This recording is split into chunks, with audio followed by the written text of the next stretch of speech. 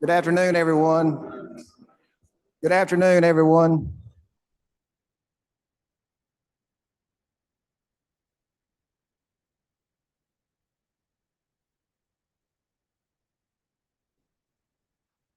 Cannabis Advisory Committee. I'm going to ask Austin Calhoun if he would open us with a word of prayer. Dear Lord, thank you for gathering us all here today, giving everybody a safe journey up here. Please watch over everybody as they go home this afternoon, give them a safe journey, and please help us with this agenda and helping the people and the patients of Mississippi and the business owners as well. Amen. Amen. Thank you, Austin.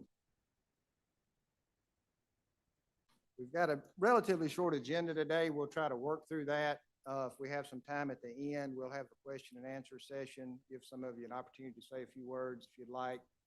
We hope to have a subsequent meeting in the near future, and I'll probably send out an email then and ask for individuals that want to make public comment and get you all on the agenda early for that. So we'll have an allotted time period set aside.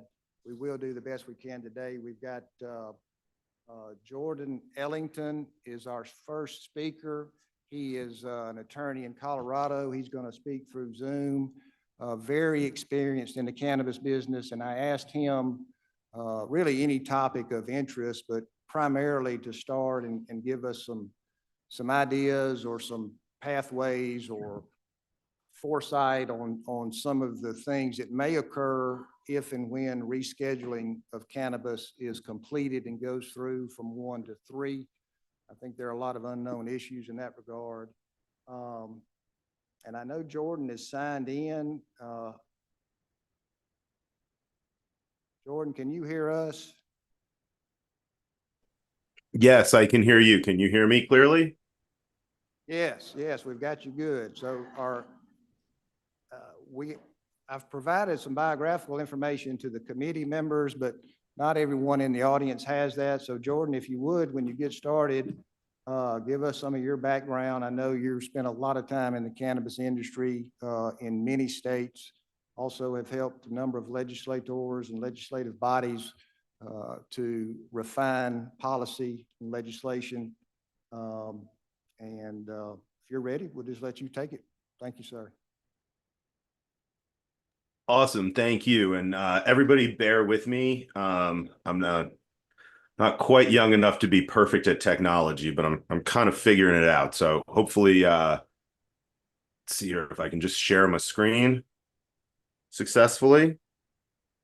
And hopefully you guys can see me okay. Actually, I think I have to sit down for something here. Sorry about this. Trying to get this to make a little bit more sense in the Zoom. All right, I'm just going to figure this out a little tricky wise.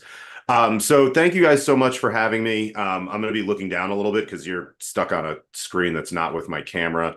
But I'll try to, stay my eyes open. First and foremost, my name is Jordan Wellington. Thank you so much for having me. I greatly appreciate the opportunity to talk to everyone here about cannabis policy. Really answer any questions that you guys have, whatever I can do to be helpful and supportive to the committee, to the people of Mississippi and the patients of Mississippi. It's my pleasure to be here, and I greatly appreciate the opportunity to support this important program. Happy to talk a little bit about myself. We will talk about marijuana rescheduling, but also going to talk about some other of the legislative trends and things we're kind of seeing as we are going through this year. So I am the managing partner at a firm called Strategy 64. We're a national leader in cannabis public policy. We do some government affairs, but far more focused on the public policy of cannabis, how you regulate medical cannabis programs, adult use cannabis programs, hemp programs. My partners and I have more than a decade of experience working in cannabis policy, and we have worked in countless states and jurisdictions, state, local, federal, other countries, really working with folks on the question of how do you adopt a responsible regulatory program that provides high quality, safe products to patients and or consumers, depending on the state and the market, viable businesses opportunities, as well as ensuring that those programs protect public health and safety, which is obviously incredibly important.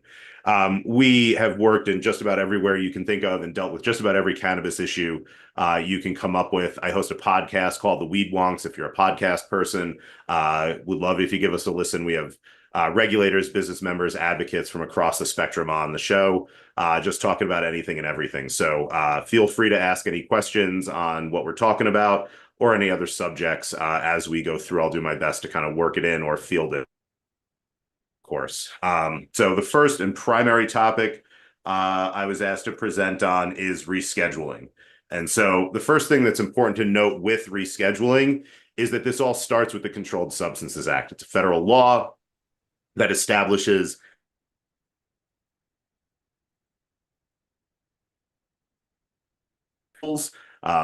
I don't know why they use the word schedule instead of category, but there's lots of things like that that are kind of ridiculous throughout law and policy.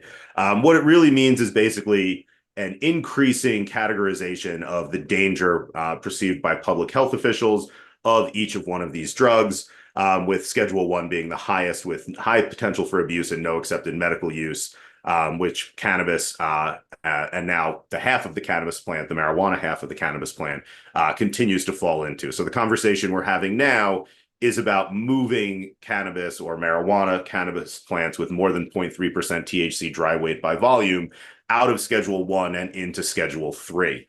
This is done through a traditional administrative process, similar to the rulemaking processes that you see in Alabama, where there's notice, proposed rules, comments. There's some extra steps along in the process, but from a reference point, I think that's a great place to start and kind of look towards. So in 2022, in October, President Biden at the time requested HHS and the DOJ to initiate a review of marijuana scheduling. In August of 2023, the first step in that process is HHS comes out and makes a recommendation. Thereafter, the Department of Justice, through the Drug Enforcement Agency, reviews their recommendation and submits proposed changes to the Federal Register. These are the federal regulations, just like they would in Mississippi when the Department of Health adopts regulations over the medical cannabis program. And they initiate that rulemaking process. The first step was public comment. So the Department of Justice accepted public comments and public hearing requests through July 22nd of 2024. So that just wrapped up. And where we're at right now in the process is that the Department of Justice is reviewing those comments that were submitted and also considering whether it will hold a public hearing. It is not mandatory that it holds one. It can hold one if it wants.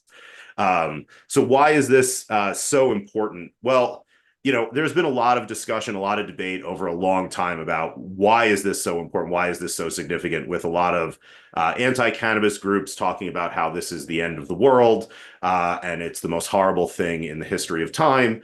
And then you have people on maybe the more progressive end of the cannabis advocacy spectrum saying that this doesn't do anything, it doesn't go far enough, and that, you know, descheduling is the only acceptable outcome in this situation. So like many things in life, you have people on both extremes, and somewhere in the middle, you know, you probably find some good reality. So I think first and foremost, this is the most significant shift in cannabis policy at the federal level that we've seen since the Controlled Substances Act was enacted. So that kind of does mean something, even if we don't think it goes far enough. It's also the first time the federal government has recognized that cannabis has accepted medical use and relatively low potential for abuse compared to other substances. That is a major paradigm shift, a major discussion shift, and will have significant impacts in the long term in terms of what happens with cannabis policy.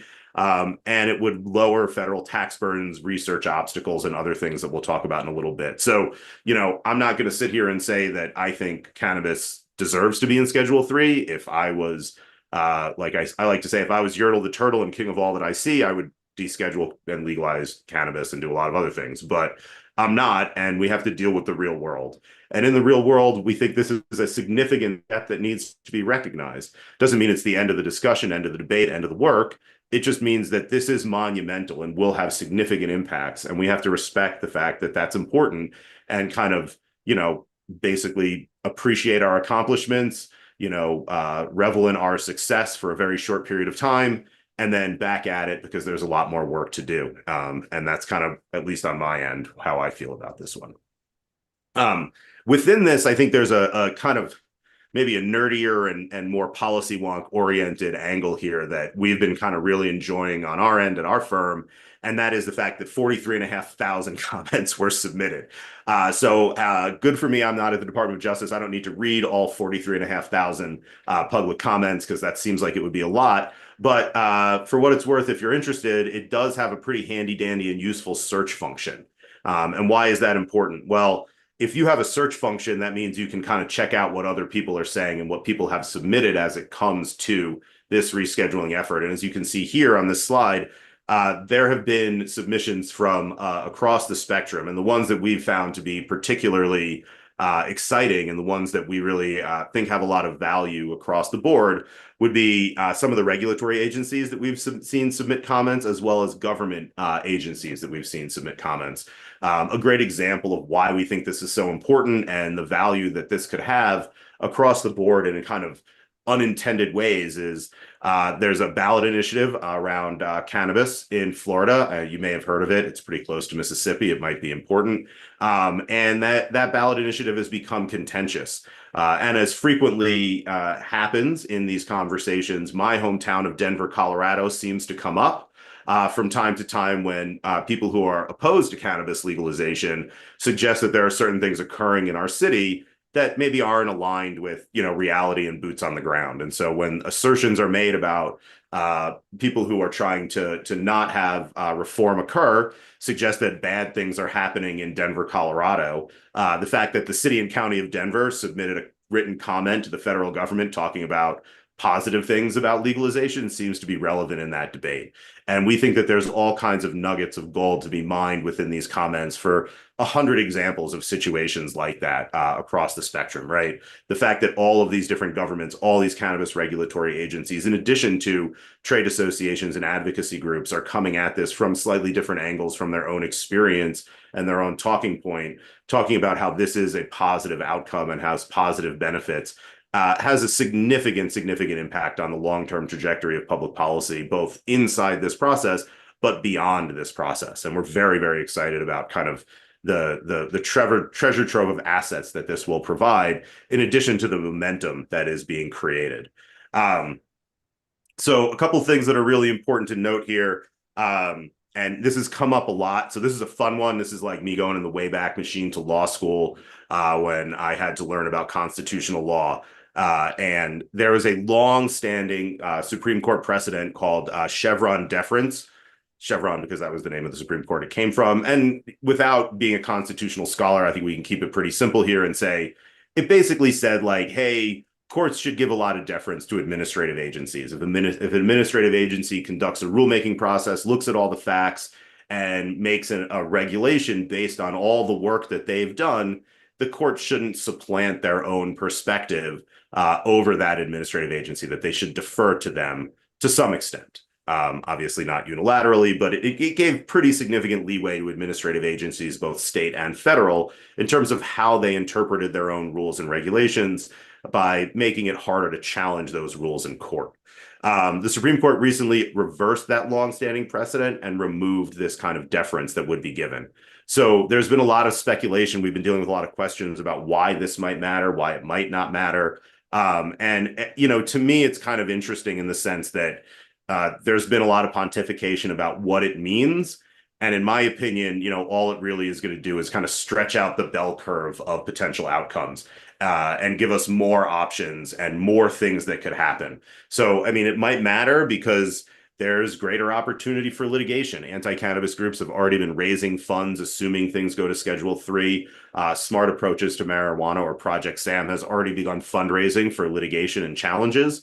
And so this could, in theory, create greater opportunities for courts to overturn the administrative agency's decision. It also kind of creates increased uncertainty in what those outcomes might be. On the other hand, the Controlled Substances Act and the rescheduling process is pretty prescriptive and pretty clear in statute.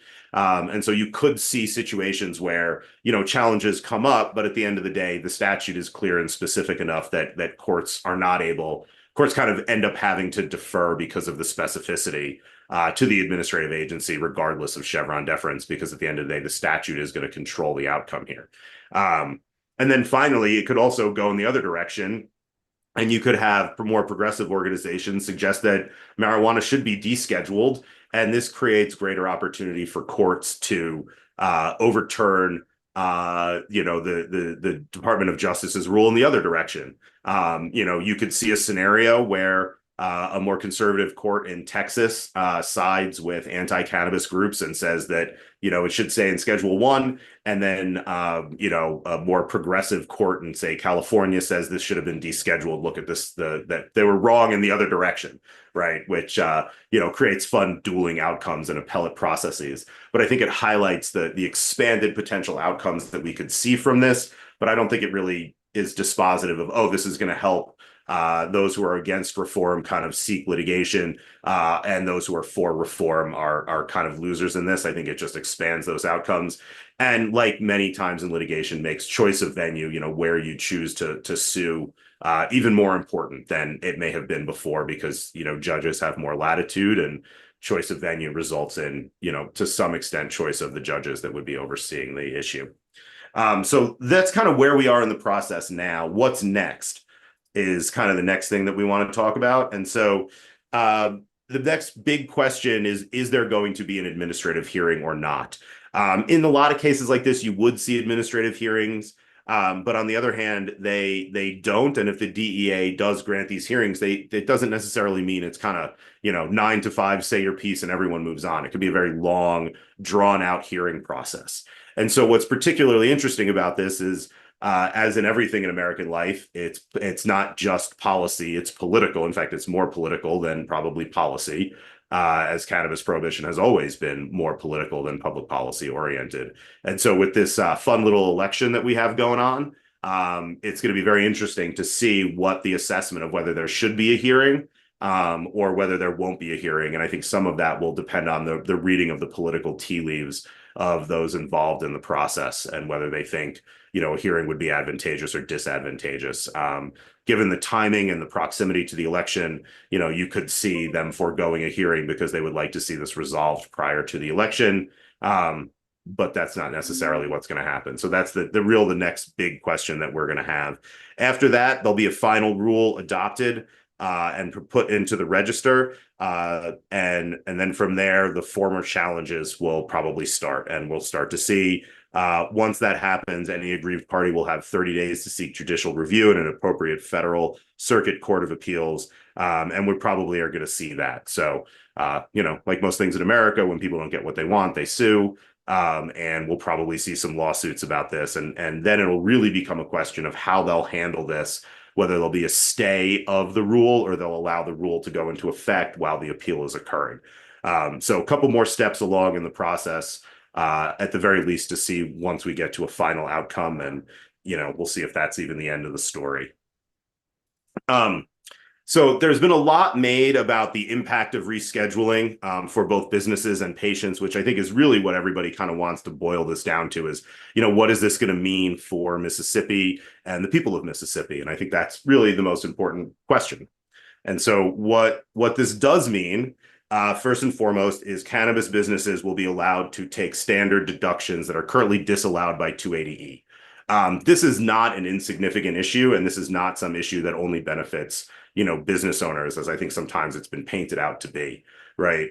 Cannabis businesses are subjected to, preposterously inequitable tax rates. Those tax rates have negative impacts on their ability to run their business, reinvest in their business, pay their employees, provide the benefits that they may have wanted to if they had, more normal tax rates and were able to keep more of the revenue they generate for themselves, and then use that to either invest in their company or invest in their people, hopefully both. And so, getting rid of 280E is not a small thing. It's a very significant impact. And I think it's really important to note that impact is not just limited to, the couple of folks that own businesses. Obviously, we want them to do well. They employ people. But at the same time, that we expect that those benefits to trickle down all throughout, the cannabis community, both businesses, employees, and patients. We want businesses to be able to invest into innovation, into product safety, into better testing equipment, all the things that they're currently cash constrained to do. And so I want to make sure that, we don't just dismiss this as, oh, okay, well, they'll pay less in taxes. The value is what happens with that capital and those resources once they're not going to the federal government. as we mentioned previously, this is a historic recognition of the medical value of cannabis.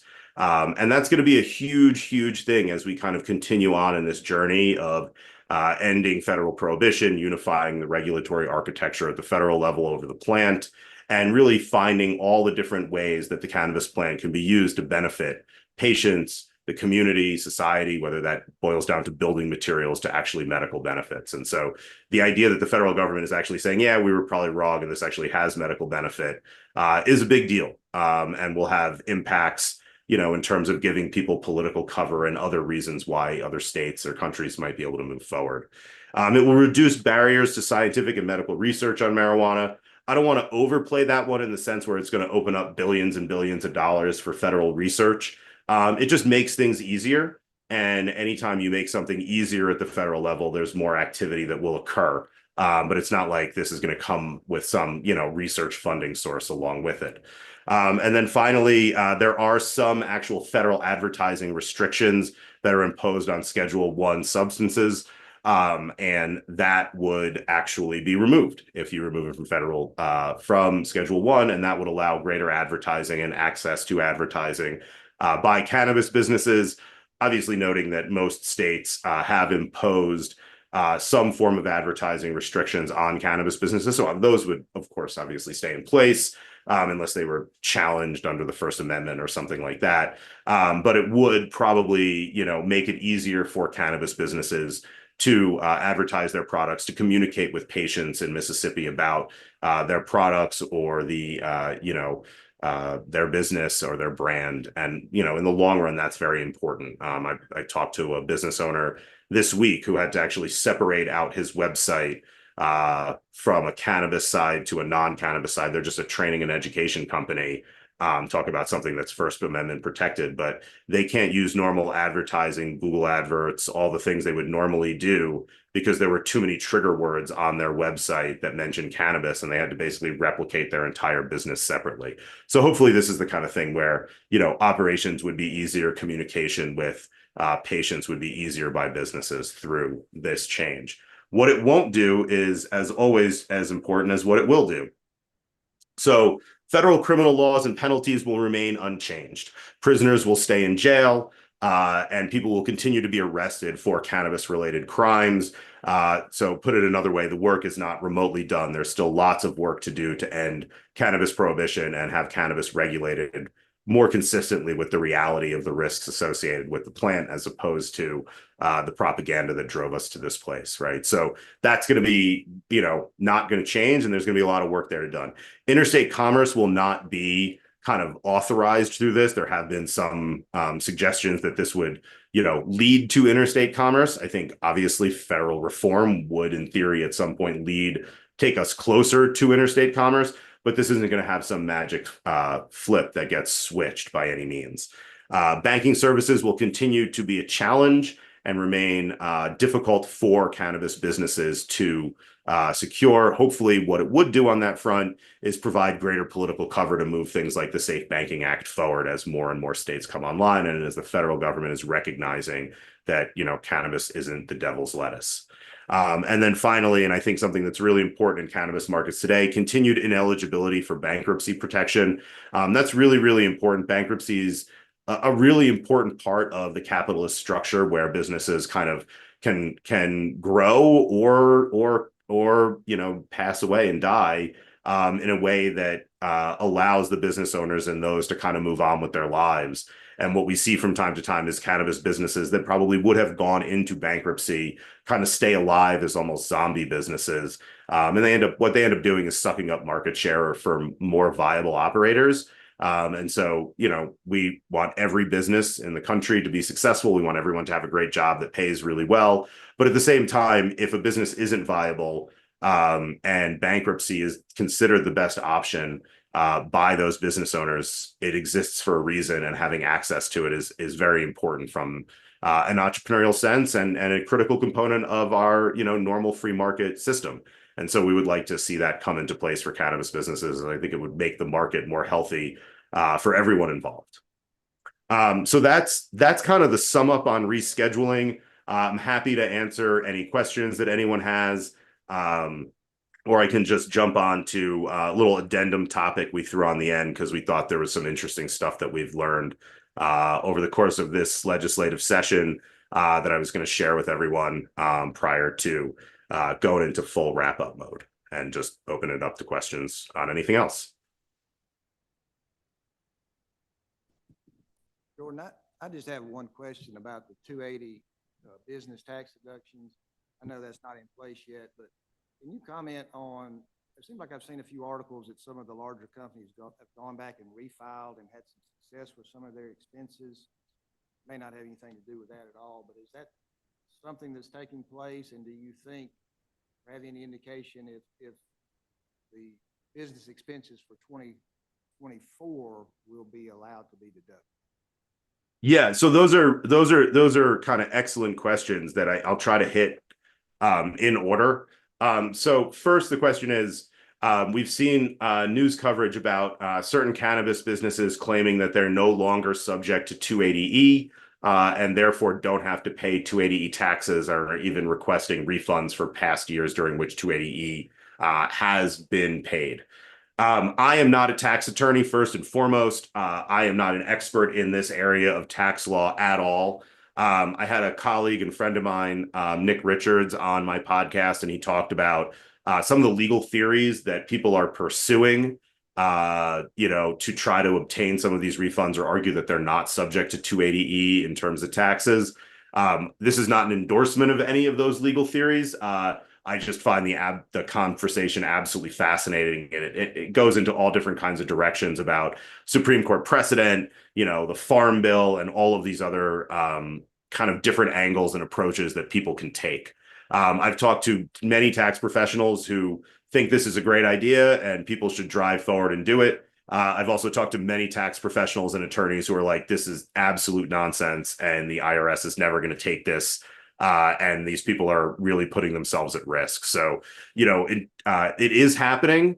And there are companies that are doing it, and I'm sure they're getting, good legal advice. And I would recommend anybody that runs a cannabis business to have a great tax attorney on speed dial, as it were, and, really think that people should focus on some of that. In terms of the timeline here, that's an interesting question. So, we've gotten a lot of questions about this, and the IRS recently did release a statement. I don't think this is like a rule or something that is like ironclad and cast in stone. And again, not a tax attorney, so I'm going to do my Jordan summary of it as opposed to really give you guys legal advice, of course. But what they said was basically it's Schedule 1 until it's not. So what that means is, first, it is considered Schedule 1 until the rule is published in the Federal Register. If that happens January 1, 2025, then one would assume that for the entire calendar year of 2025, 280E would not apply. I think what they were indicating is if this happens December 1, 2024, then you are stuck with 280E for 11 months and you don't have to pay it for December. Again, not a tax attorney. That was my read of the statement that the IRS put out. And that's where also the litigation challenges get particularly interesting, because if a judge stays the rule, says, hey, well, we're freezing everything in place, this rule is not in effect until the court proceedings are over, then 280E would technically apply until the court is over. If they allow the rule to go into effect while the judicial challenges are making their way to the end, then the rule would be in effect and 280E wouldn't apply. So I think there's kind of almost two decision points here. One is, when does this come out? And does the IRS stick firm with their position of, you pay 280E for 11 months, but you don't have to pay it for 1 month? Or do they soften that position? And then secondly, and I think really importantly, what happens with the judicial cases? Because that could have a big impact on, how things move. The American judicial system is not known for its expediency. And so, if you have court cases that linger on for a long period of time, you could have situations where 280E applies even after the fact. So we're going to have to kind of see what that means, both with the interesting legal theories that people are pursuing at this time, as well as what happens with rescheduling and the court cases that may or may not follow.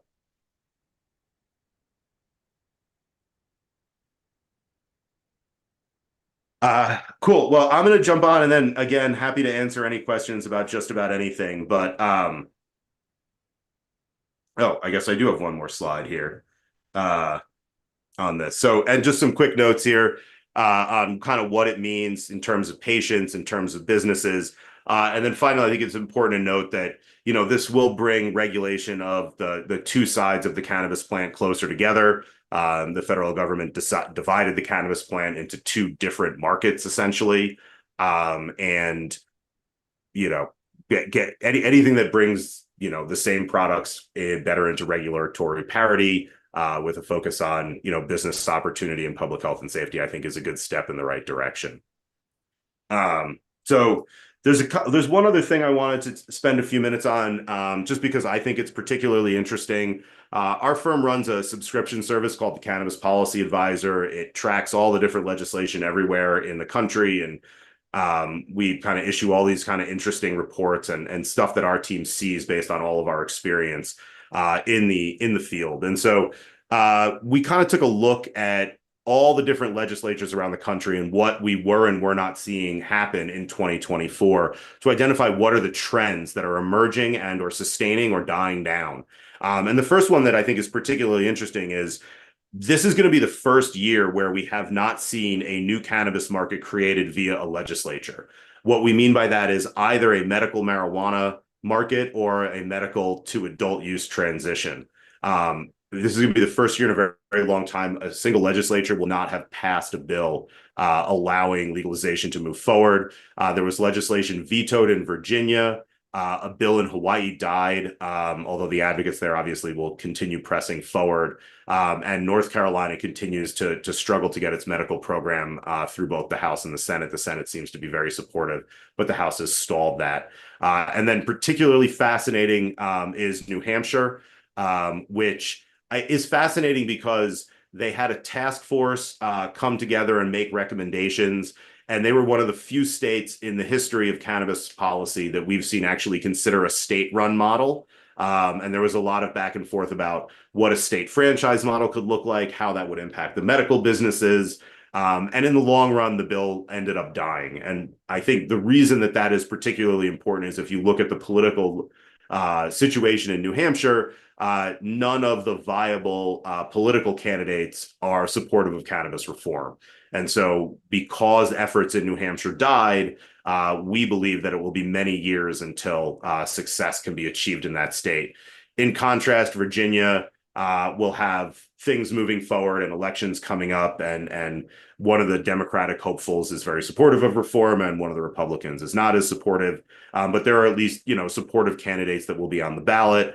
North Carolina also has similar improving prospects, as does Hawaii, but New Hampshire may be dead in the water. And so it's going to be the first time that a legislature hasn't passed a bill, in our opinion, unless Pennsylvania comes and proves us wrong at the last minute, in many, many years. And that's a unique trend that we're seeing as we kind of have picked the low-hanging fruit off the cannabis reform tree. We've picked the mid-hanging fruit, and now we're dealing with some very complex political situations in the remaining states. Another interesting trend has been over the last several years, states that have moved forward adopting adult use programs and have essentially established a delay in allowing the medical businesses to convert in an effort to support social equity businesses. They held off and they said, okay, well, we're going to legalize, but the existing medical operators are not allowed to convert to open to adult use sales. They have to wait, and we're going to go through this licensing process. As that kind of came to be in favor over the last couple of years, we've actually seen some pushback. And so the pendulum is swinging in the other direction a little bit, with legislatures now moving in certain states such as Delaware and Minnesota to accelerate the timeline of licensing. So to close that gap down and allow existing medical businesses to convert to adult use far more quickly than they had originally authorized in their legislation. Why is that? Well, the next bullet kind of is the answer in a lot of cases. In that gap of authorization or legalization of possession to an actually regulated distribution channel, we saw a significant rise in unlicensed or operators coming into the space. And so as that creates significant public health and safety risks associated to product contamination, faulty labeling, poor ID checking, all the problems that the regulated market is designed to kind of mitigate, we've seen unlicensed operators come in, and as a result, we've seen a trend of not only accelerating these timelines, but states like New York and also the District of Columbia have come in and passed legislation to kind of create greater enforcement authority or engage in efforts to allow for greater enforcement authority over illicit operators to help stem that tide. Additionally, we've seen states that have created adult use programs try to put different things in place to help protect or promote patient access and incentivize patients to stay in the medical program. The way I think about this is a lot of it, in my opinion, is ensuring patient first models, which are both very important and kind of critical to moving forward with reform in an ethical manner, and also addressing things that never should have been in the place in the first place, like Washington, stop taxing medical cannabis patients. Washington has some of the highest cannabis taxes in the country, 37% at the register, and they were charging that to both medical and adult use patients. It's great that medical patients are not required to pay tax on their medicine anymore because we don't normally pay tax on medicine. So that's happening. And then finally, wanted to bring up how to handle hemp-derived THC products continues to be one of, if not the most fascinating policy issues that we look at in cannabis today, with states taking an absolute wide variety of outcomes. We've seen states adopt full-on adult use cannabis markets, Georgia being, I think, the most recent fascinating one, where they're going to have basically an adult use cannabis edibles market sold through hemp, all the way down to a universal symbol that is the exact same universal symbol that we have here in Colorado for marijuana products, only it says GA at the bottom and not CO, the state's acronym. I think also interestingly in Georgia, you will actually be allowed to have more THC in an edible product in the Georgia hemp market than you are allowed in the Colorado adult use marijuana market. Here in Colorado, edible products are capped at 100 milligrams per package, whereas in the Georgia hemp market, they will be 150 milligrams per package. So you have things all the way at that end of the spectrum of people really adopting essentially an adult use cannabis market, although in Georgia they won't allow flower, all the way down to heavily bans and restrictions that have been put into place and sometimes get challenged, or here in Colorado, ours is so complicated, I don't even know if a judge could figure out all the different rules at some point that we put in place. So, you have this amazing spectrum of outcomes as both states and regulatory agencies and businesses grapple with the federal government's kind of decision in the 2018 Farm Bill to legalize some cannabis plants, but not all. And then the fact that they haven't really kind of cleaned up the situation that they've created. And so, maybe in the, beautiful intent of our democracy, you have states acting as laboratories. You have a real states' rights situation going on where each state is taking a different and unique approach to, I would say, the cannabis plant as a whole, not even just hemp, but really the cannabis plant and how we're going to regulate people's possession, use, and consumption of cannabis, whether that is through a hemp market, through a marijuana market, in Kentucky, where they have launching a medical marijuana program and have an adult use hemp program. Similarly, there's an adult use hemp program and hemp beverages literally at restaurants and breweries in Minnesota. But they also are launching a full-on adult use marijuana program. And so you have this federal government division of the plant playing out, and from a market perspective, entirely different in just about every state, which is fascinating, but also obviously incredibly challenging for businesses and operators to figure out what to do and how to navigate that. So, as I mentioned, happy to answer any questions on any of these topics or anything else that you might have, and appreciate the opportunity to present.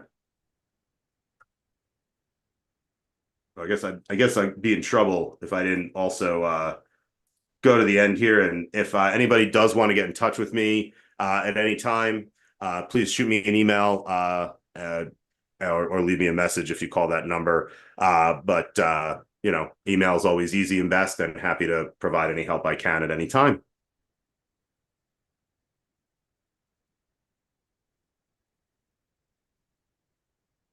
Oh, and that's my presentation.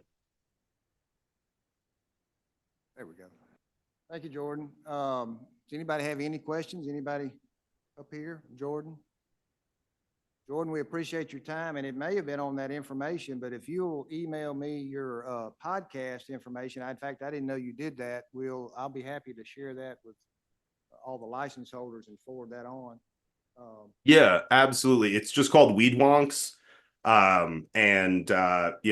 Please feel free to share it with anybody. We have a really interesting show that we did with Shane Pennington a while back, who's probably the foremost legal authority on rescheduling. And recently our good friend Paul Armentano from Normal came on and talked about all the different comments that submission. So as it relates to rescheduling, those two shows would be really interesting for folks. And our good friend Henry at 3MA came on to talk about some of the testing issues recently and other stuff. So lots of really top thought leaders on the podcast coming in and talking about all kinds of fun things in cannabis policy.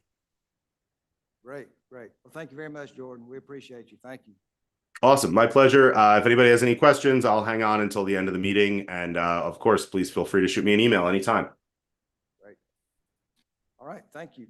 Our next person on the agenda is going to give us an industry update, Mr. Ken Newberger, and he is here making his way up front. I think most of you probably know him. Thank you, Ken.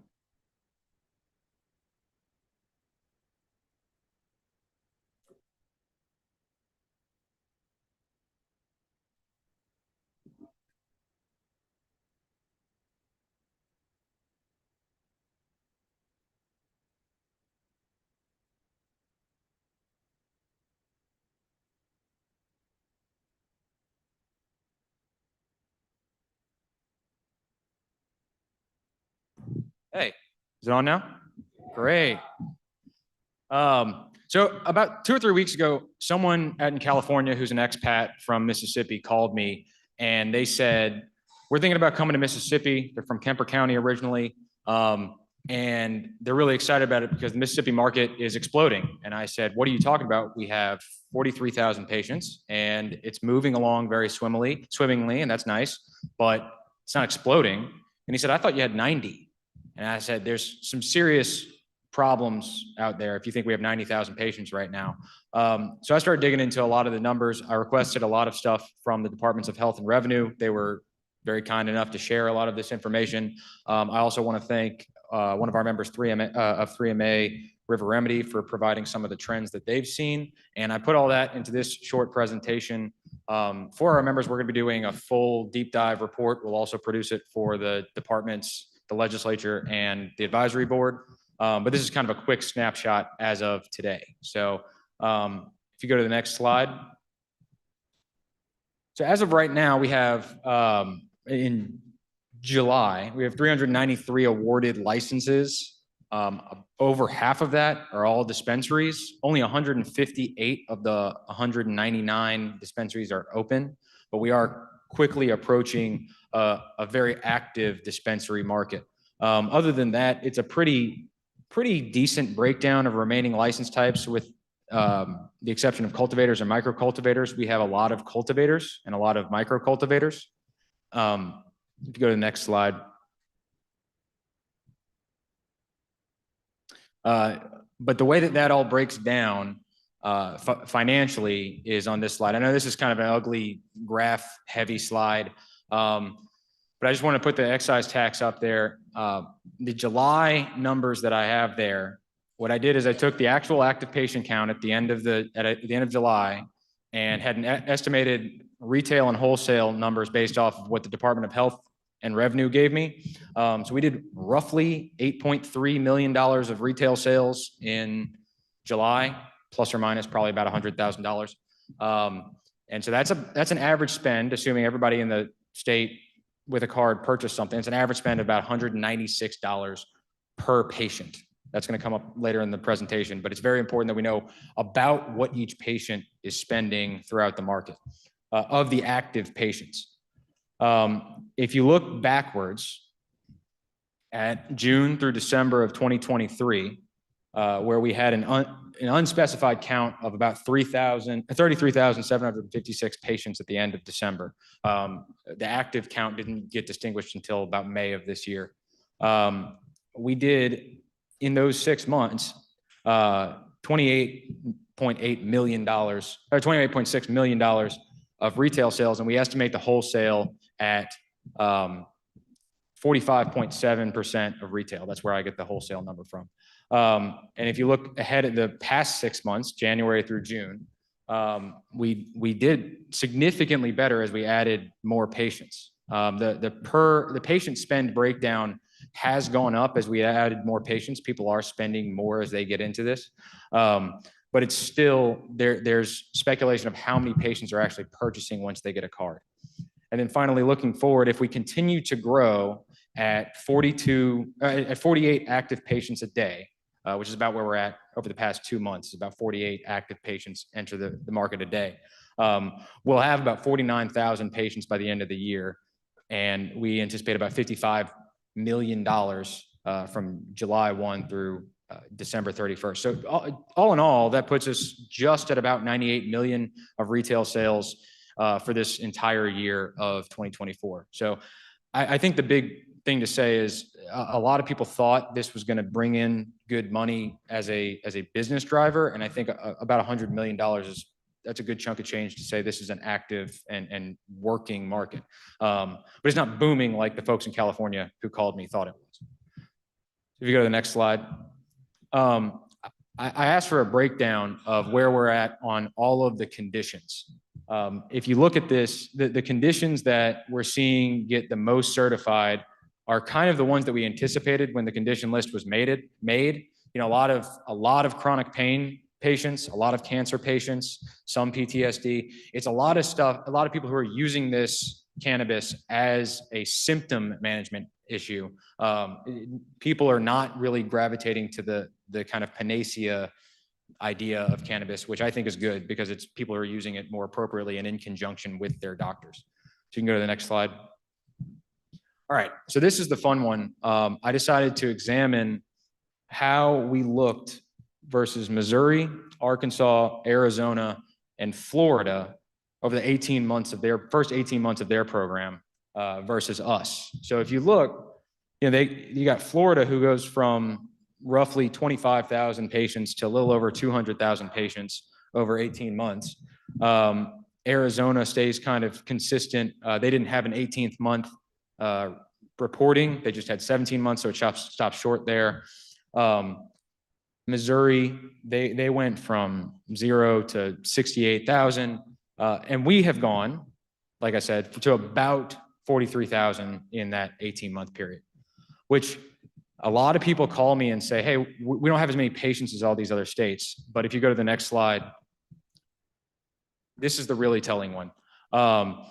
If you look at the percentage of our population, we're outpacing everyone except really Arkansas.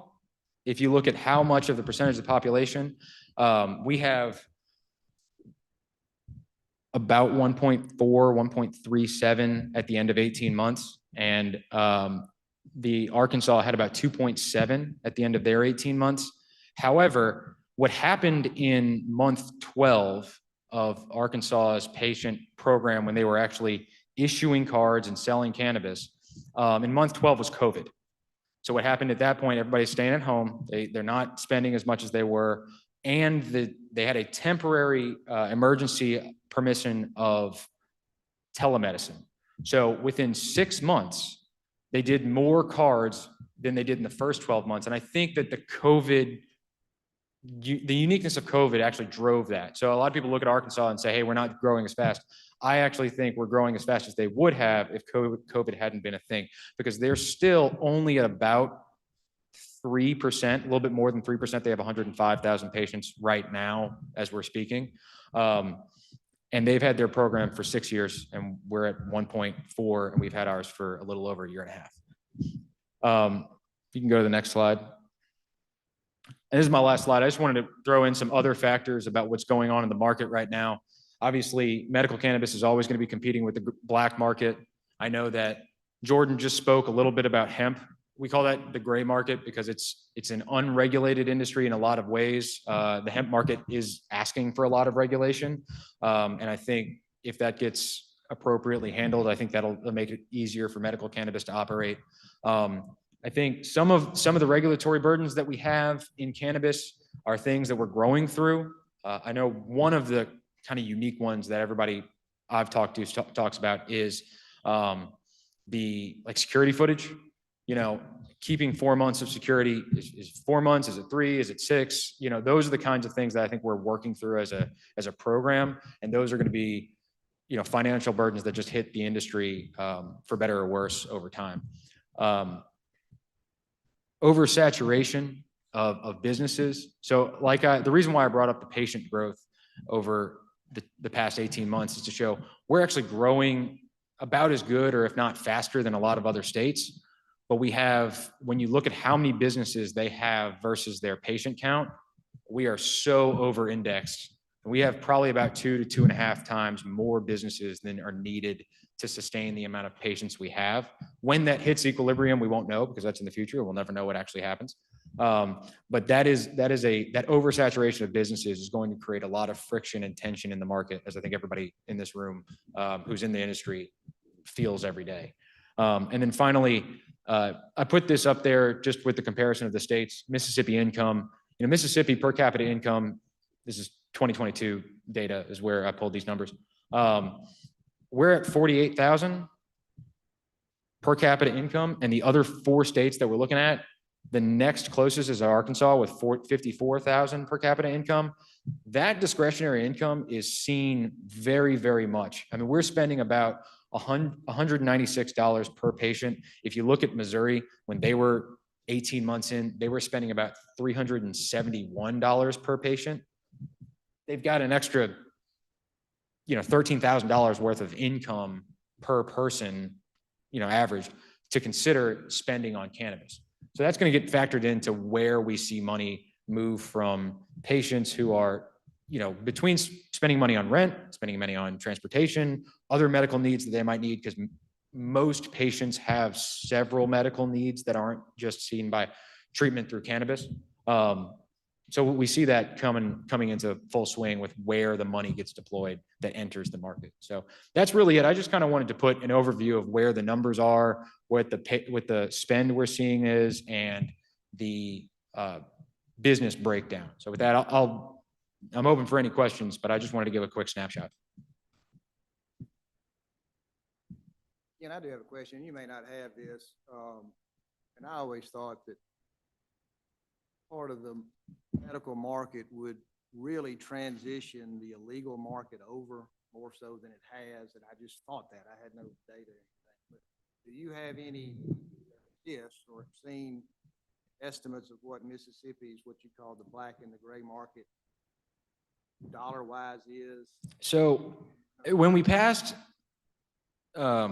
the Medical Cannabis Act in 22, I believe the black market was sized up at about $1.5 billion. I don't know where that number came from. I wasn't involved in pulling that number anywhere, but I know that was said frequently within the Capitol when we were trying to pass that bill. I don't know how much of that it has transitioned either to hemp, or if it's still on the black market, or if it's in the cannabis market. I mean, I think if we're saying if it's 1.5 billion, that's a pseudo medical and adult use market on the black market, and we're seeing a transition. We're at least seeing a fraction of it through the $100 million we're probably going to do this year move over. So that's about the best I got. Still a lot. Yeah. Right, it's down to 1.4. Right. So it's down to 1.4, and we'll probably see it grow. I mean, 3% is kind of the golden standard of medical markets, and so if we see it move over the next year and a half to another 1.5% or 1.4%, we hit just at or just below that 3%, we'll see a good $250,000 of it move from the black market and into ours.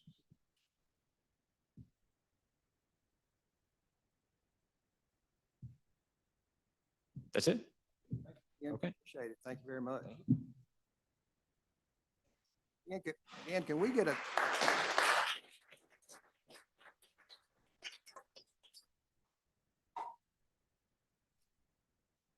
Ken, could we get maybe a copy, or could you send me a copy, Ken, of that spreadsheet at some point? Great, we'll share that. That's good. Thank you. Thank you. All right, we have one more speaker to talk with us today, and he is a micro cultivator. We've had speakers I know from dispensaries and cultivators and patients, but we're happy to have him. I've lost track of where he is in the room, but Matthew Harris. There he is. All right.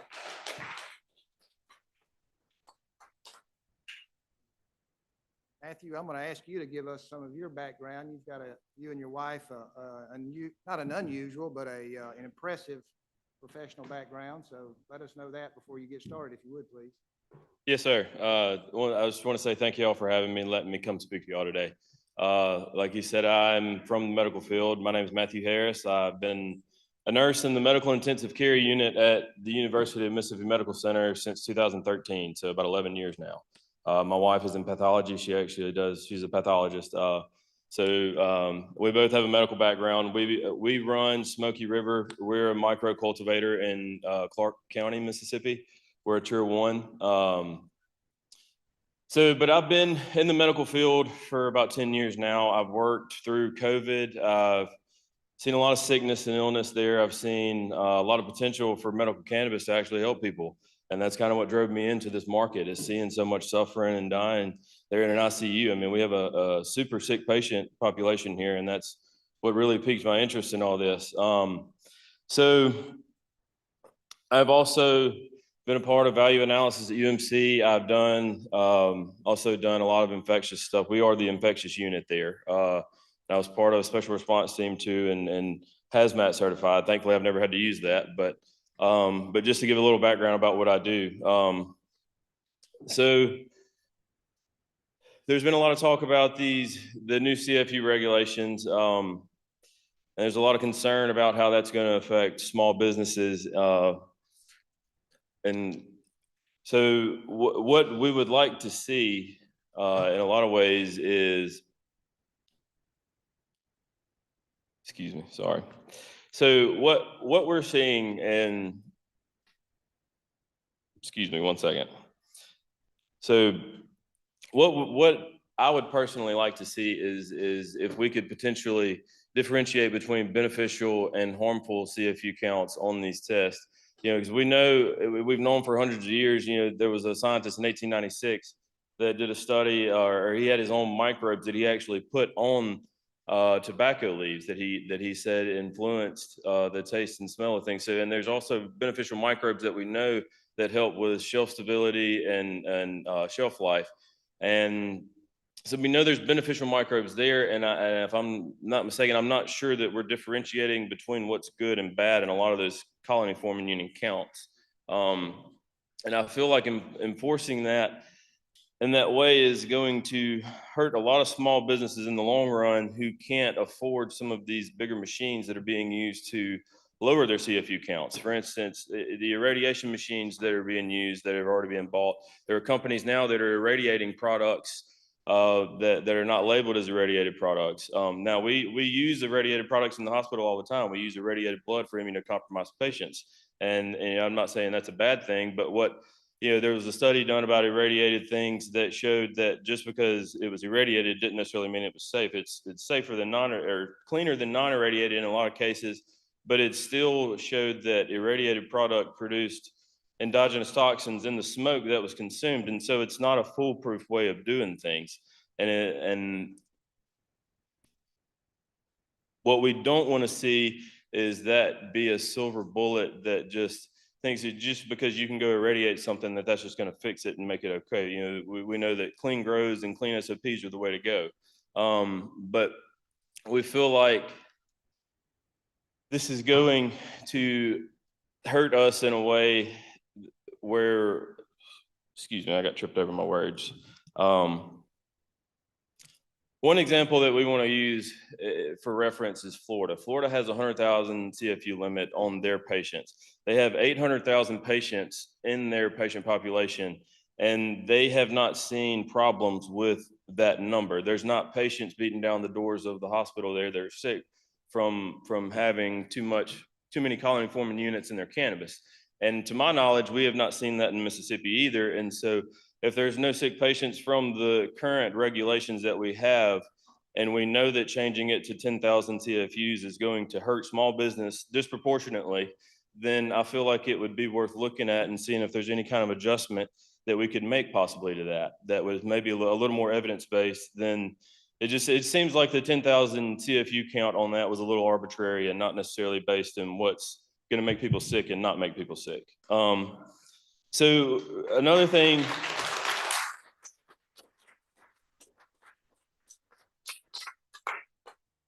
Another thing that I would like to touch on there, add to along what Ken was saying a while ago about, he was talking about adding patients and things to the market. I feel like as a nurse, we need to include Americans with disabilities. I feel like that would really help open up our market. Just for one, like he was talking about, we have an overpopulated market with businesses and not a lot of patients. If we include Americans with Disabilities Act, that immediately adds to our patient count. And it would also give doctors some leeway and some prescribing ability, or I guess it would increase their protections with their prescribing abilities to recommend it to more patients. You know, with the Americans with Disabilities Act, it includes a lot of things. There's a lot of rare conditions out there and people suffering from things that it's like there's a handful of people doing it or that suffer from it. And it's like it's hard to justify dedicating a year to a year and a half of lobbying time and trying to get something passed for 5 patients. When we could say if we include Americans with Disabilities Act, then we could encapsulate a lot of those patients automatically. So also, another thing I wanted to speak about was I feel like we also feel like that we should have a set tier for fines possibly. We would want to look at that. Right now, I feel like I'm not trying not to trip over my words too much. Right now, I feel like we have an environment where people are fearful to self-report. And I know that's not the intention. And I have never had any, personally, I've been inspected by the Department of Health. They were pleasant with me. I've never had any issues with them as far as talking to them, them coming to see my grow. They came and made recommendations. Everything was like it should be. But I have heard a lot of horror stories and things. And that may not be, what we hear a lot of times may not be the reality. But what I will say is that perception is reality in a lot of cases. And right now, the perception is that we're all a little fearful a lot of times of what's going to come from the inspections and fines and things of that nature. For example, like if I go down the road and I'm driving, I know and I speed, there's a set fine for when I speed. There's not always a set fine for a lot of these non-egregious things. And obviously, we don't want to take away any ability from the Department of Health to go after bad actors. That's not what we want. I'm a nurse. I believe in a clean product, a clean, fair market product. But the last thing we want is bad actors who can just go do whatever they want and put bad product out there. My dad's a patient. I don't want people going out there and making people sick. That's the last thing we need. But I feel like we could ease the burden or ease some of the fearful, I guess the fearfulness that some of us have when it comes to inspections and dealing with fines. If we could set tiers and exact amounts for non-egregious things. It was just this morning, I heard of an example that wasn't too long ago. There was somebody in tears because, a new employee entered something the wrong way. That's a hard thing to, that's what I mean when I say that we're creating an environment where people are fearful of self-reporting, because you have situations like that and they're literally in tears before they have to call and report things because they're scared of what the fine may be. And I hope I'm making sense when I say that. I don't want to be too wordy. But again, in closing, thank you for the opportunity to speak, and thank you for also giving us the opportunity to have a business in this industry. This has been a dream of mine for a long time, and I really love what I'm able to do right now. Working part-time as a nurse and being, trying to provide medicine in other ways, and we thank y'all for that opportunity. Thank you.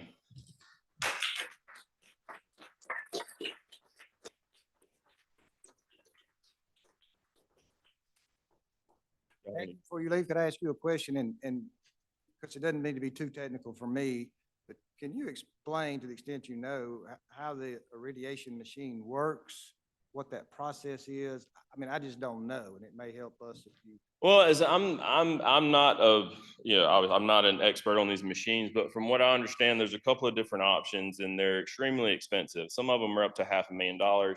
You can obviously get cheaper ones, but some of the cheaper ones I've heard they were $180,000 to $200,000. But what it does is it basically zaps your product, and it's supposed to clean things up, and it fractures the DNA there, and it kills the things, but it doesn't always completely get rid of it. Dead organisms can still put off endotoxins and smoke. So it doesn't necessarily get rid of everything. And that's my only caution as to like saying that should be a silver bullet for things. I think, Does it zap it with a chemical or is that a radiation? no, it's a radiation. It's like a microwave thing almost. But that's what a lot of the companies are going to now. And I feel like a lot of us are going to have to use something like that to keep up with a 10,000 CFU count. And it's not that, like, I don't want to sound like I'm advocating for dirty grows or things that would make the product less clean, because that's not what I want. But I just want whatever CFU count we decide on to make sense in the fact that we know that that's a dangerous level and that's going to make somebody sick, and not to the point to where it may potentially put small businesses at risk. I just feel like there's a balance there, I guess is what I'm trying to say. Mr. Harris, so what is your solution for that as a compromise? For the CFU counts, possibly a tiered system. We had discussed that maybe, and we're forced it to where you almost set it up like a free market system. In my mind, I would favor that more, where you force cultivators to label certain, like if it's a 0 to 10,000, that's a tier 1, and then maybe a 10 to 50,000, that's a tier 2, and then you force the cultivators to label that as such, and then you educate the patients on what that means, and then you let the patients make an educated decision, and then they decide what cultivators stay in the market, as opposed to us saying, you can't afford this machine, so either you pay somebody $100 a pound to irradiate it, or you can't pass a test to sell on the market. And I don't think that's a fair way to go about it. But I feel like if you force people to label it and then you inform the people of what they're buying, you give the patient an opportunity to decide. But that comes with a lot of education.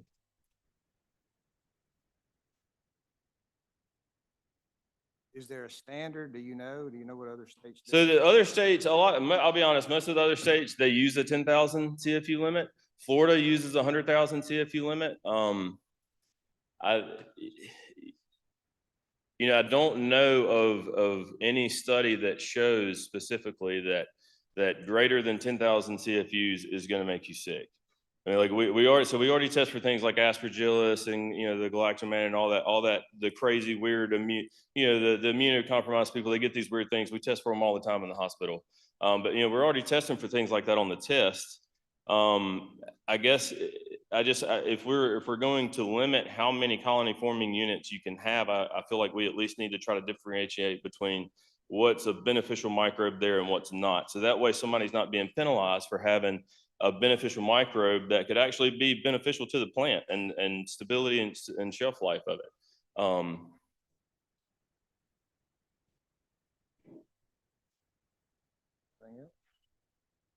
So, Mr. Chairman, I'm happy to respond. Dan Dandy, State Health Officer, and I will continue to say what our driving directive is from the legislature is to, number one, to protect the public and keep the public safe with this program.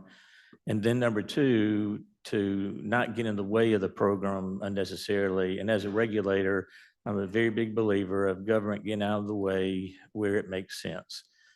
With the fungal testing issue, we came to the 10,000 CFU number based on what 30 other states are doing. Yes, Florida is 100,000. They're a big outlier. There are 3 states higher than 10,000. There are 3 states much, much lower than 10,000, much lower than 10,000. And in the conversations I've had, I am open to higher CFU levels when the evidence is clear that it's safe. And I'm about the evidence. We know the evidence, aspergillus exposure. But let's let, Excuse me, Mr. Chairman. let's let him finish, please. There is, with aspergillosis, it's not just the generation of aspergillus toxin, but it's the allergic reaction. And when we're looking at inhaled products, if the state health officer is not concerned about patients in Mississippi inhaling moldy product, I think you need another state health officer. So we have not required radiation across the board. We have required mitigation for crops that are testing positive. And it's not only for fungal units. We found E. coli and salmonella this week in the testing. And so it's important that the testing program do what it's supposed to do. And so I've already willing to work with the National Center at Ole Miss for us to look at, potentially higher levels, but for you to ask us to leave the majority of what other states are currently doing, I'm going to need a lot of evidence. And if the evidence is there, then we'll be supportive of that. The mitigation that's currently available is radiation, but remember, we require testing after mitigation. So it's not just radiate and you're fine. It's radiate in an attempt to get your CFUs down. And if you don't, then it still is not going to pass. We have looked at other states, other opportunities for mitigation with ozone and other options. And, we're very open to all reasonable possibilities for mitigation of this. And of course, there's always the opportunity to process into a different product. And so this is, we're not ordering destruction, we're ordering mitigation. And, and this was not arbitrary. This was following the industry, and industry standard really is 10,000. Now, when comparing ourselves to other states, and that's with our program still maturing, the best course of action, in our opinion, is to follow the other programs that are more mature and what the majority of other states are doing. Is the ozone, is that an alternative method of accomplishing this? And It is. in layman's term, how does that work? And it's less expensive. We are also open to, we've had conversations, if the state wants to invest in radiation units, that we're looking at opportunities for the state to assume some of that burden, which we're open to if the financing is there. We're also totally open to, there are cultivators that have units that making their units available to micro cultivators. So we're open to anything to support the industry in a safe manner. And I'm just asking because I don't know, is the ozone method, however that works, is it effective as well? And Matthew, you may know, and Dr. Edney, you may know. I'll start with Dr. Edney. Well, I don't even know how it works. and I also would like to remind people that this is a regulation that was passed by the Board of Health last October and went through the full public comment period. And we received 2 comments, and they were in favor. One was not. So 1 against and 3 for the regulation. And then we gave a 6-month grace period to allow industry to get ready. And the first I heard of any industry pushback was about 10 days ago. So this is a regulation that passed near about a year ago. So the first thing I would encourage everybody to do is understand the regulatory process. It is an open public process.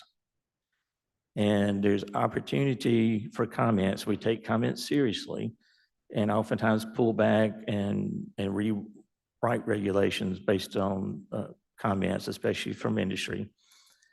And then it has to go through the Board of Health process, which is another public process. And then it has to wait another 30 days after the Board of Health for more comments to come in. And then we gave a grace period. We had no comments about this. And so I would recommend that everyone in the industry needs to sign up with the Secretary of State as an interested party for cannabis regulation. And whenever we submit our regulatory actions to the Secretary of State, you're notified that there are new regulations being promulgated. So it is the responsibility of licensees to keep up with regulatory action, is it not? It is. It's the expectation of the legislature for licensees to keep up with the regulatory process. And then in terms of the fines, I can only speak for the Department of Health, but there are no disciplinary actions that go out that I've not reviewed and approved. And most of our, well, just virtually all of our major regulatory actions have involved cooperation with the licensee and consent orders, which are mutually agreed upon, and corrective action. And all of our fines have been part of that. So I'm not sure about those concerns, but the ability for us to fine is not that big. And, you know, our main desire is to correct behavior outside of regulatory compliance. And we do that through many ways. Our favorite way to do it is through technical assistance and applying corrective action plans. And as long as there's compliance, then for the non-egregious issues, there are no fines. There are no big actions, just you comply with corrective action and we're good. On the cannabis program website with us, we have an FAQ page where we list all of our disciplinary actions. We don't name names, but we have seen this and here was the outcome. And this is what you need to expect because we try to be consistent and fair so that if we did this with a cultivator, if it happens again with the next cultivator, this is what you can expect. So that, you know, we're not dropping surprises. Now, we're still all maturing together, but I would recommend pay attention to the FAQ page.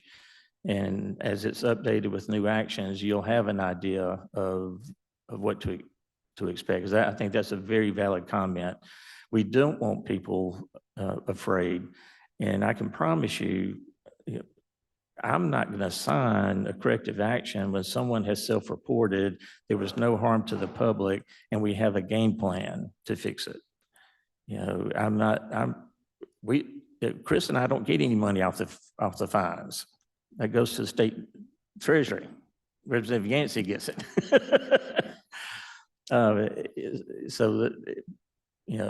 But we do at times order destruction of plant material that we consider illegal and outside of the program.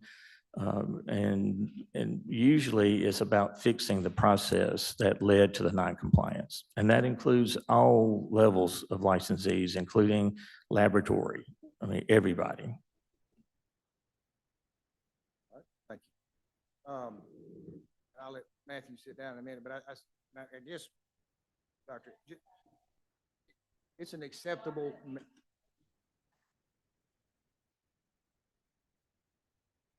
Okay. Is it an acceptable alternative now? If, I just don't know. I mean, I'm just asking. People ask me, and I don't know. I don't know what Ozone machine.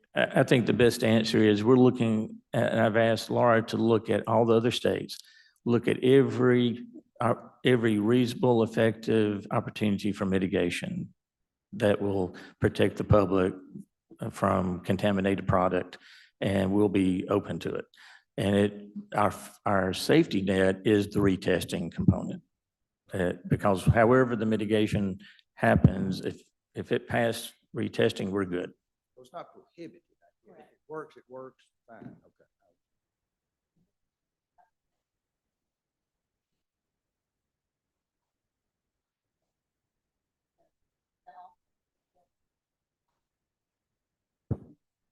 Trying to answer them all.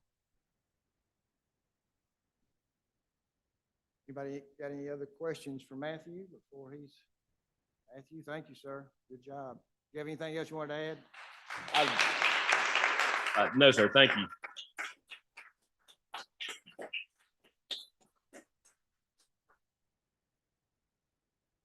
Do we have any comments any of the board members want to make, or any discussion, anything anybody wants to bring up? All right, just 1 second. I was going to give these guys a chance. We've got a little time. We kind of moved a little faster than I thought. I have to be careful doing this, so hopefully y'all will all kind of work with me, but we've got a little extra time so we can take some public comment. Everybody here won't get a chance to speak. Oh. Please, yes, sir. Yes, we'll do. Yes, sir. So we're going to let Representative Yancey address us or give us an update. So please, sir, go ahead. So Senator Blackwell left, and so I get to do this, and so thank you for that. But each year we take turns doing the medical cannabis bill amendments, and this year it's the House bill. So I want everyone to know I've been listening to all these concerns. From a political standpoint, I want everyone to recognize that Senator Blackwell and I are not magicians, and that we don't make decisions in this place by ourselves. I have 122 House members. He has 52 senators. And then it has to go to the governor. And it takes a long time to get everything exactly right and in a form in which that many people a majority of them will agree upon. You'll remember last year we were able to move to a 30-day supply rather than a 7-day supply, and that was something very helpful to the industry. One thing that we tried to do last year that we did not get accomplished that I will be trying to do is to change the dosage levels. You know, when we took the Mississippi Medical Cannabis Unit from the Missouri Medical Cannabis Unit, it said 3.5 grams of flower equals 1 gram of concentrate equals 100 milligrams of THC infused product. And what we inadvertently, well, their unit was wrong, basically. And it basically put more THC in the flower than it did in anything else. So we're trying to change it, trying to make it even across the board so that it's 1 gram of THC equals 1 gram of THC equals 1 gram of THC. And so that's what we're looking at. We were pushing more people to flower before this, and this, you know, you would have to eat many more gummies than you should to get the same effect from one pre-roll. So we're trying to fix that. We're listening to you guys. We understand, you know, where you're coming from. We know what will pass in this building, and we know what will not pass in this building. We have a pretty good idea, because we've had these discussions for several years now. And so we are trying to make the process to get a card more efficient. We are trying to help people with these conditions get the medicine they need to have an alternative to opioids.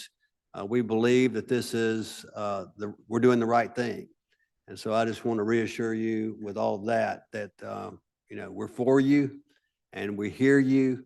And so any ideas you know, that you would like to see addressed, I've got an open door policy. I've talked to most of you before. My email address is Lyancey, Lyancey @house.ms.gov. if you have a suggestion, I would be open to hearing it. So, L Yancey, Yancey, L as in Lee, at house.ms.gov, G-O-V. So, with that, I'll turn it back over to the chair. Thank you.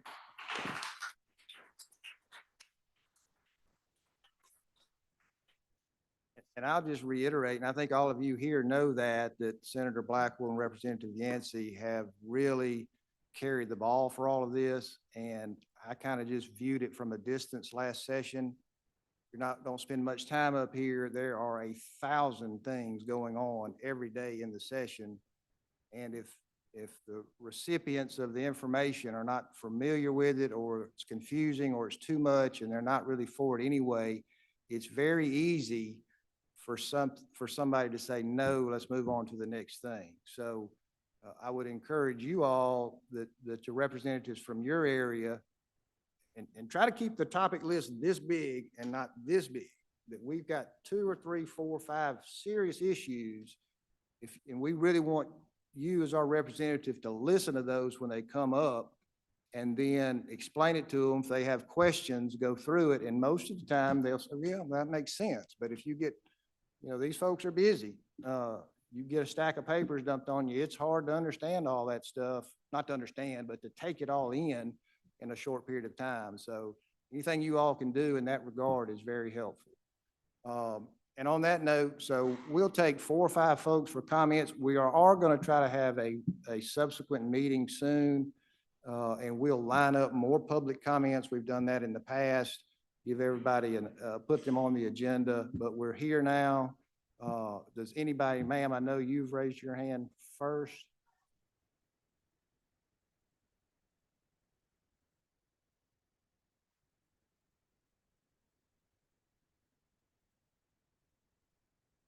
On the medical cannabis program website on FAQ page.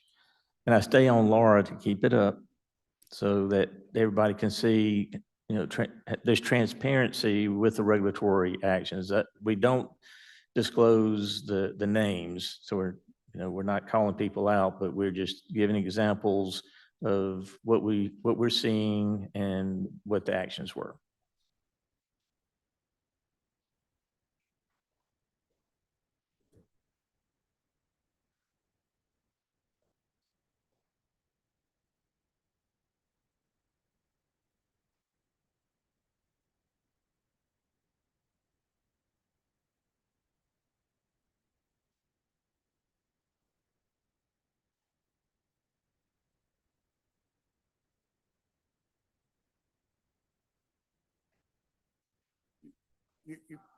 Can I interrupt you? You got a couple, if you would come right up here, please, so that people on Zoom can hear you. And we may not get into a question and answer session so much, but, give us your comments, and yeah, right. I think he can get you right there, and you probably can stand or sit, either one. Is it on? Hello. Okay. Okay. So I'm from down south Bay St. Louis area. So we are very close to the Louisiana border. I have been to a medical cannabis store there where it costs $25 for a pre-roll. Currently, as a non-resident, you can come to Mississippi and shop 2 times a year for 15 days. So I'm requesting or suggesting for that to be relooked at, where it could be 30 times or 5 times for 3 days, and they just pay the one-time $75 fee to get some of those dollars from Louisiana and Mississippi. We also have Cruising the Coast coming up the first week of October, where we have 10,000 people that come and visit. Currently in Bay St. Louis, I think there's a total of 11 medical cannabis dispensaries in like a 5-mile radius. So obviously we want all of the businesses to survive. And it's just very saturated in that area. It's very saturated in Ocean Springs area. It could really help the businesses if we could adjust the non-resident medical cannabis things where, my other suggestion, currently as a caregiver, whenever you register or try to sign up for a caregiver license, you have to already have someone that you are caregiving for. That is a new opportunity for employment for a lot of people, where I think if they were able to pass their background check and get that license, then they could go out and create their own business or partner with nursing homes or the VA or other places to get their 5 patients that they care for. But currently you can't get that caregiver license unless you already have someone. What's my other? Oh, with easing up and making it easier for patients to get their card. It is very expensive right now.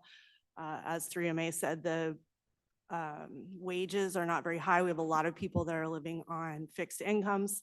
If somehow we could get those prices down, if we could open up telehealth, even for like the follow-up visit, if they can meet in person the first time and open up telehealth for the second visit. Whenever I first started working in this industry a year ago, I did see a lot of practitioners that were venturing out to other places outside of their office and meeting patients kind of where they were. As I'm reaching out to practitioners, nobody is really willing to do events or go out of their 4 doors of their office anymore. I don't know what happened with that, if they got in trouble, but I work a lot with the veteran community, and you have to kind of meet them where they are. Same thing in Bay St. Louis. We've got 11 dispensaries and you have to drive 45 minutes to the closest doctor. That doesn't really make sense for our area. It should, where either a doctor needs to come there or we need more practitioners for the telehealth thing. And that's pretty much it. That's all I got. All right, well, thank you very much. And two of the 3 have been discussed, you know, Okay. for discussion, but I had not ever even thought about the caregiver that didn't have the patient, so made a note of that. We'll Yeah. put that for discussion. Like for the certain. VA, for example, VA doctors are not allowed to prescribe or recommend cannabis no matter what. But like a caregiver could assist those patients, and Right. telehealth could assist those patients. Same thing in nursing home. They're bound to there. They don't have their own transportation. So we're just, kind of shutting them out of the option. Yeah, and there was some discussion about that last year, so hopefully that can come back up. All right, thank you very much. Thank you.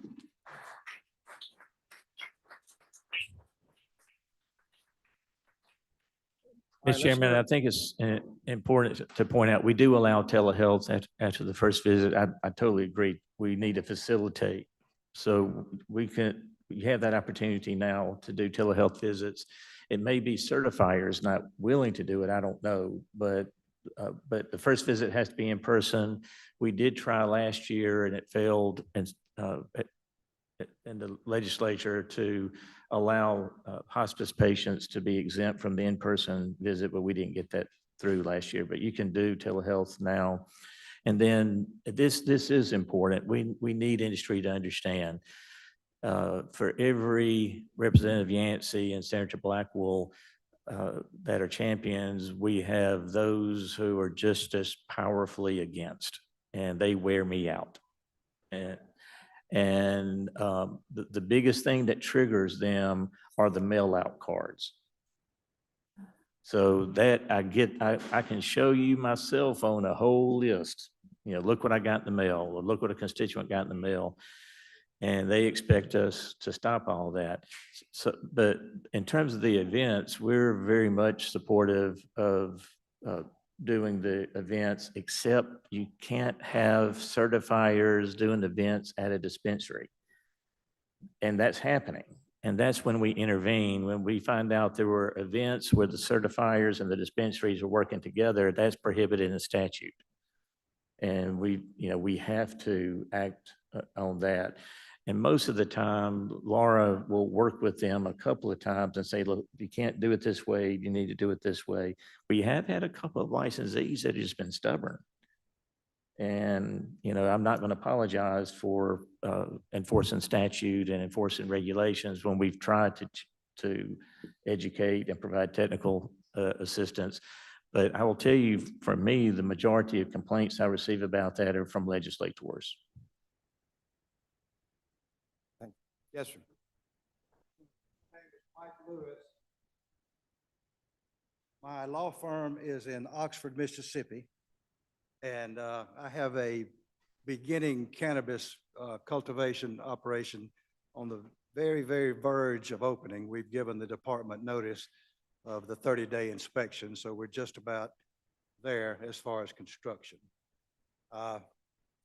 My inquiry is directed at the department about the science behind the total yeast and mold testing protocol.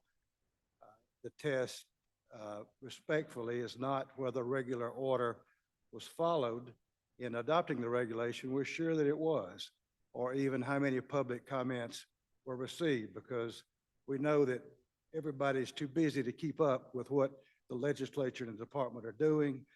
The website is opaque and difficult to get to, and it's just hard to keep up and run a business and determine where a person ought to appear and where a person ought to write a letter to oppose a regulation that one does not even understand in the first place.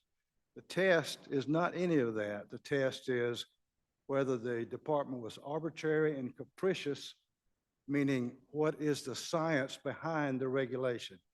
The question is simple. Is the department at liberty to reveal the scientific studies upon which it relied in adopting a total yeast and mold regulation? And if so, where can we attain that information? So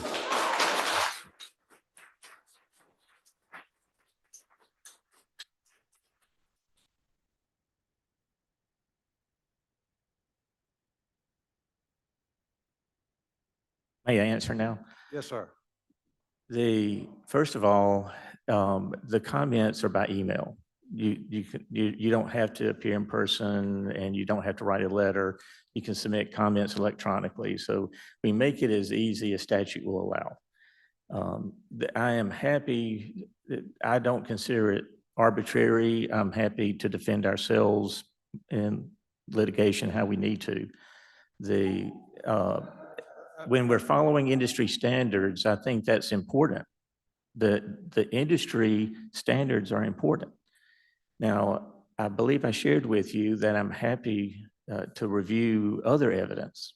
And I'm presenting to industry that the department has an open mind about this. We do need to be regulating in accordance with what are being shown to us as national standards. We are happy to reevaluate, but I'm not going to agree.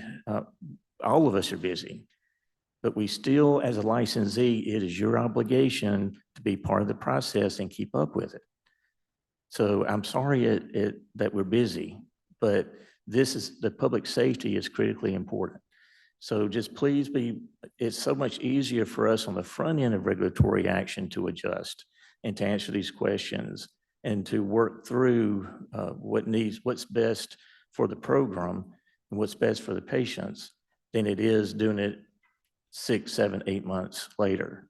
Now, we are opening ourselves to relook at this every way we can, looking at the evidence and looking at other options.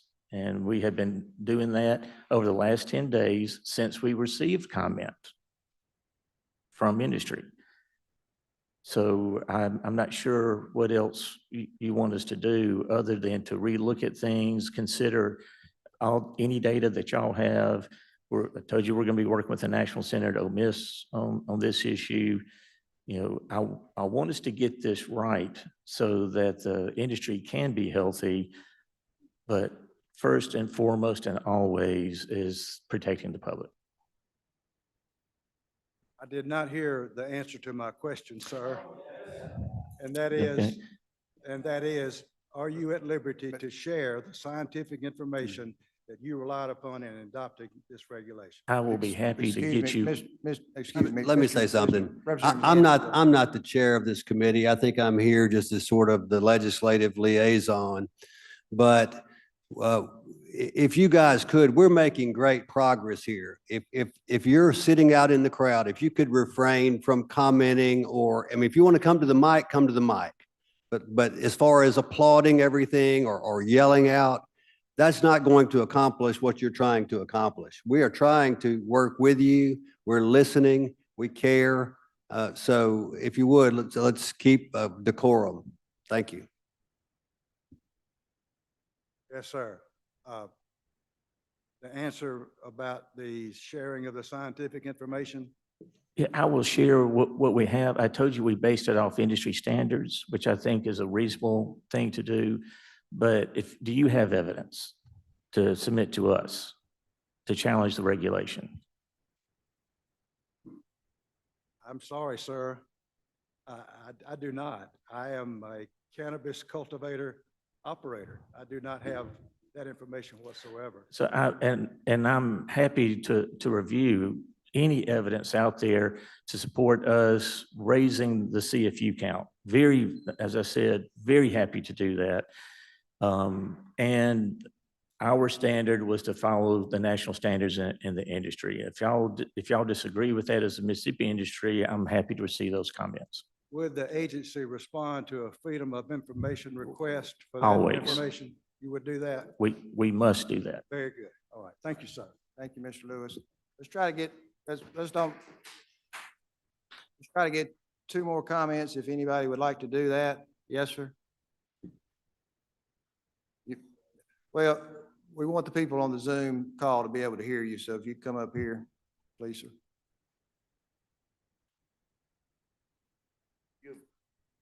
My name is Sven Schlett from Big River. A few of you know me out there. I got some, a couple comments to say. The first thing I just say is the health department, I think you guys are doing a fabulous job. We've worked with you guys. We've had no issues with you guys. We had an incident where we had a major robbery recently and we followed all the steps that were required. We had no fear of contacting the health department. It went seamlessly paired with the Vicksburg police. It all ended very, very well as far as we're concerned. We've never had a fear of working with the health department. We actually appreciate them. They've came in this week. We had an inspection this week and they were, telling us we need to back off some of our policies because we're a little too strict and a little too hard on our people. So I thought that was, very telling. Anytime that we've had a real major issue, we reach out to Laura or Tracy or our personal agent, and they've answered pretty much everything right away. We've never had to wait. During the crisis of the recall, everything was very clear, concise. They were able, if we had any questions, we were able to contact. Even during that time, while they were probably getting a million calls, they still took time to answer our call and help us. That being said, there are a couple questions I do have about the new CFU program. My chief science officer, Andrew, he's probably thinks a little too much and a little too bright. So I'm going to translate some of his notes here. The first thing that he brought up was in the regulation, it states that, the incubation period. It does not say what the maximum and minimum incubation period is for the test. Do you guys have that in writing yet?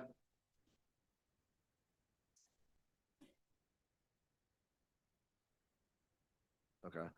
Because the reason for that is when we talked to, we spoke to the gentleman that was on before from Colorado, and we spoke to a lab, lady who runs 50 labs including Florida.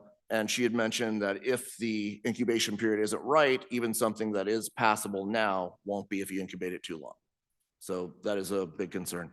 The next question I have is actually, since we have Cliff here from Steep Hill. Cliff, are you guys ISO certified to test for yeast and mold yet?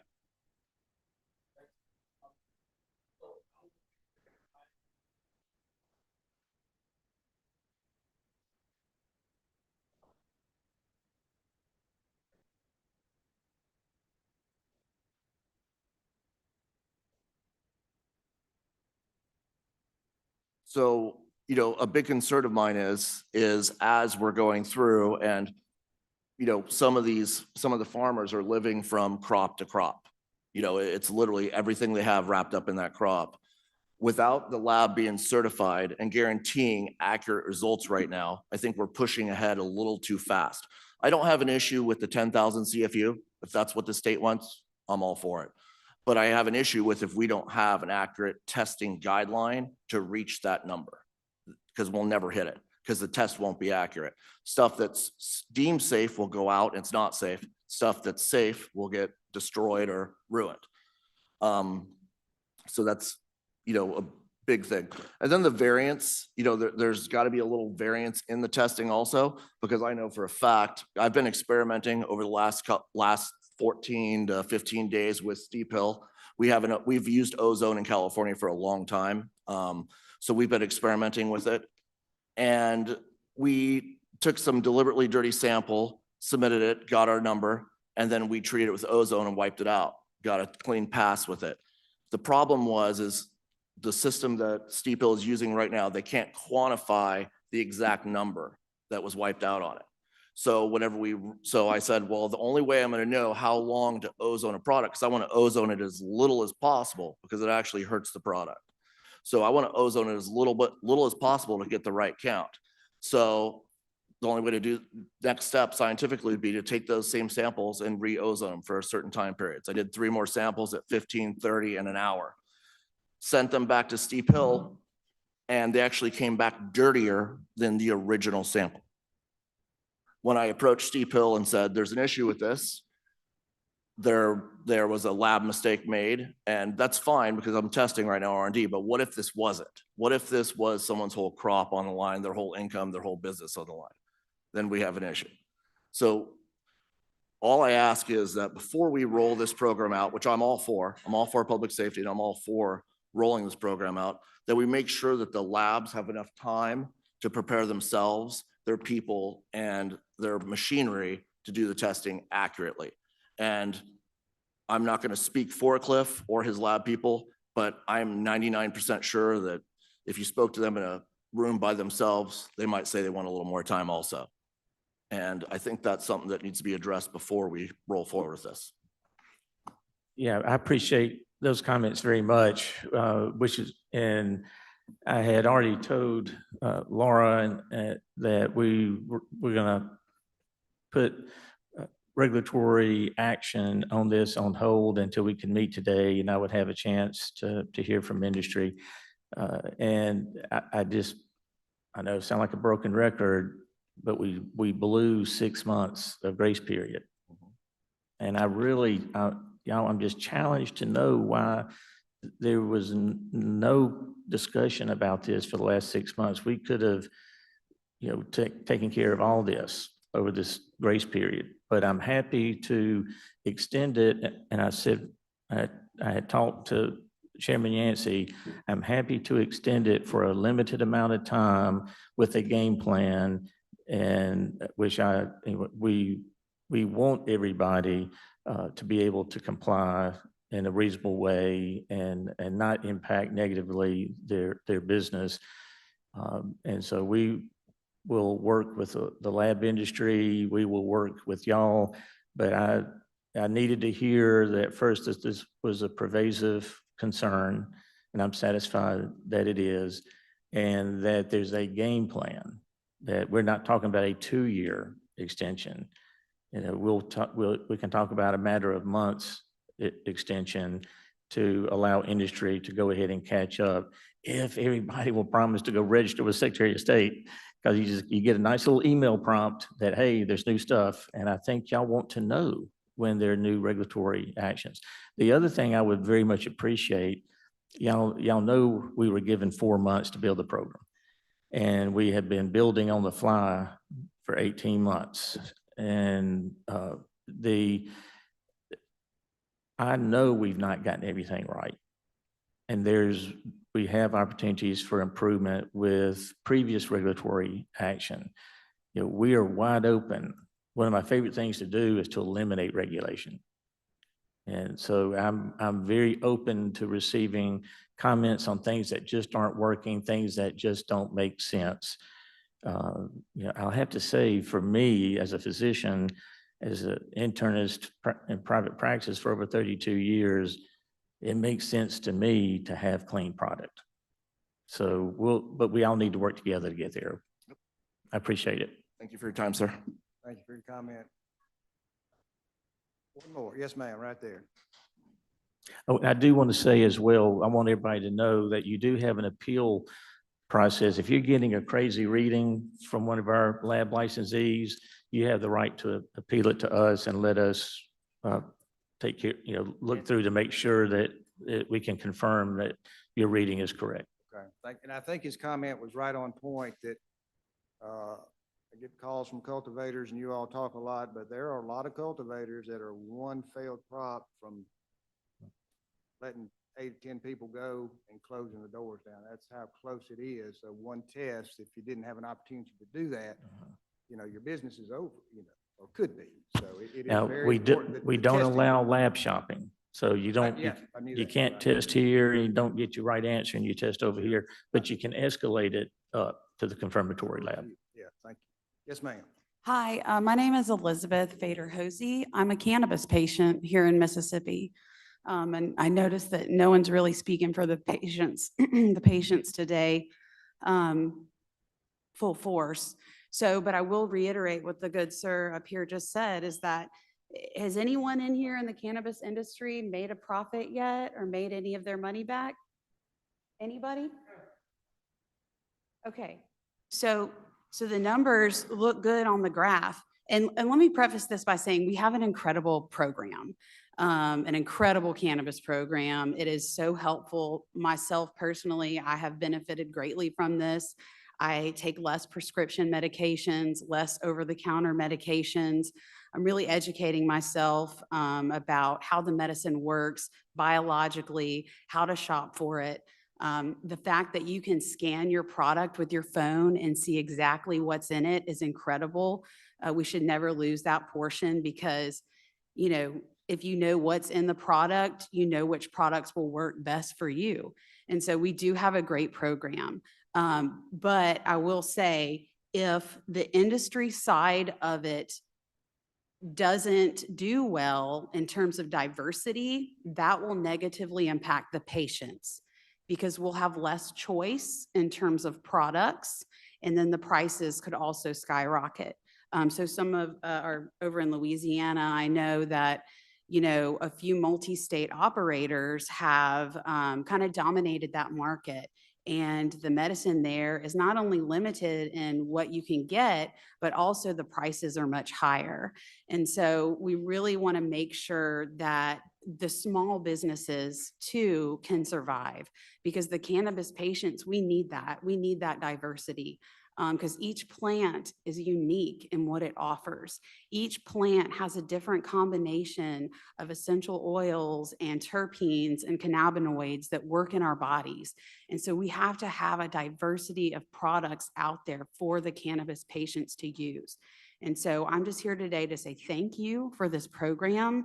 It is changing lives and it is so important. And the statute is wonderful. I've been really digging into it, and I really love all the protections you all put in there for our Second Amendment rights and our Fourth Amendment rights. And so it's a good statute, and with a few tweaks over time, I think the program will be phenomenal. We can get to those patient numbers. And, everything people brought up here today are all really good points. Reciprocity with other states, allowing more caregivers to work with the VA, that's phenomenal. And then more telehealth. So, but I just want to say this is a great program, and I hope you all will consider any measures that support small business owners in this for the benefit of the patients. Because without diversity of products to choose from, the patients will suffer. And we don't have an economic interest in this. We just care about improving our lives. So that's all I have to say. Thank you.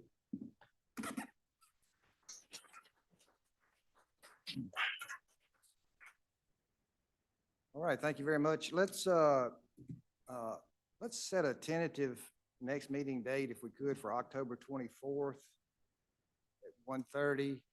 And then we'll send some emails. If too many people have conflicts, we'll look at rescheduling that. But let's just jot that down, October 24 at 1:30. Thank you all for coming. Thank you for your participation, and we will stand adjourned.